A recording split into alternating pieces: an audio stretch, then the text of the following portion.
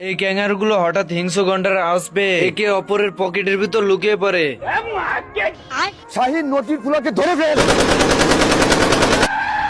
रुक तेरे को बताता हूं। গন্ডারের গায়ে গুলি না লাগাতে সিংহ বলতে থাকে।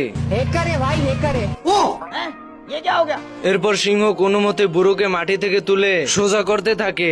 स्वागत तो करो हमारा। বলদ সিংহ তো গন্ডারকে দেখে পালিয়ে যায়। এইদিকে বুড়ো সাহস দেখিয়ে গন্ডারের সাথে ফাইট করতে থাকে। বুড়ো তো গন্ডারের লেজ বেঁধে রেখে দেয় এন্ড সামনে এসে গন্ডারকে বলতে থাকে, জিম করি বাবা, জিম করি। হ্যাঁ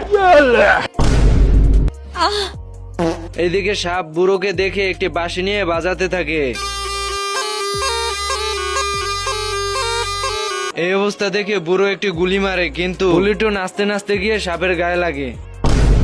कैसा लगा मेरा मजाक? এই বৃদ্ধ লোকটি হাতির পিঠে চড়ে জঙ্গলে আসে শিকার করার জন্য।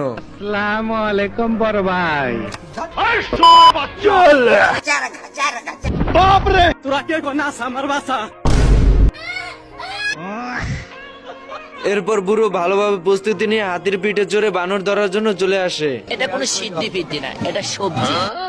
গাইস, এমালে যেভাবে গুলি করা শুরু করছে তাতে বানর শিকার হবে না, নিজেই শিকার হয়ে বসে থাকবে। বলিস কি? এইদিকে বানর বুড়োকে বোকা বানানোর জন্য ঘোড়াকে কাঁধে করে নিয়ে এসে টেলিফোন ঘরে রেখে চলে যায়। বুড়ো তো ঘোড়াদের খোঁজ করতে টেলিফোন ঘরে ঢুকে যায়। এই সুযোগে বানর বোম নিয়ে এসে